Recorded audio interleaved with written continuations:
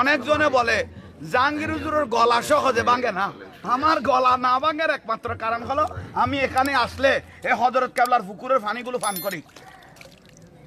আলহামদুলিল্লাহ আলহামদুলিল্লাহ আমার গলাটা ঠিক থাকে, কারণ এটা সেবার বাণী, এই বিশ্বাসটা আমার আছে। এটা আমি বিশ্বাস করি।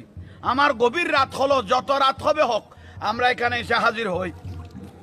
আপনারা অনেকে মিডিয়ার মাধ্যমে শুনেছেন আমি একদিন হযরত কেবলা এ গৌসুল আজম মাইজভান্ডারীকে সাক্ষী রেখে বলতেছি, গভীর রাতে আমি একদিন এক মাহফিল, মনে হয় এখানে ওই মাহফিলটা ছিল মনে হয় এখানে ওই কোন জায়গার মধ্যে বুসপুর নয়, এখানে একটা কোন জায়গার মধ্যে একটা মাহফিল করে আমি কাঞ্চনপুর, ঠিক আছে, কাঞ্চনপুর মাহফিল করে আমি এখানে যখন আসছি দোয়া করার জন্য হযরত কেবলার এই দরজা মোবারকে দাঁড়িয়েছি।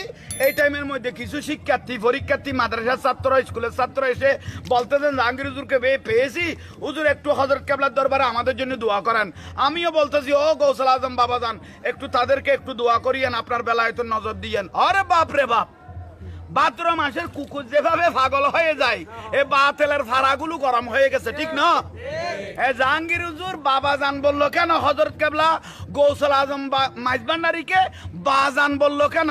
তো আপনি কি করলেন? আপনার বড় বড় শেখ মোহতম গুলো কি করলেন?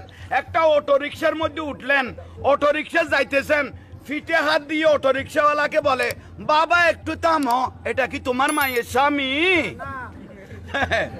আমি আল্লাহর ওলিকে বাজান বলেছি, আপনি নারাজ হয়ে গেলেন।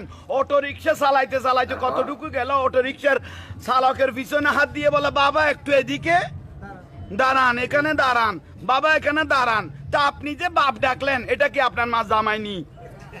এটা তো বড় দুঃখের বিষয়। আমি বাজানকে আল্লাহর ওলিকে বাবা ডাকলাম, আপনার বেদাত হয়ে গেল।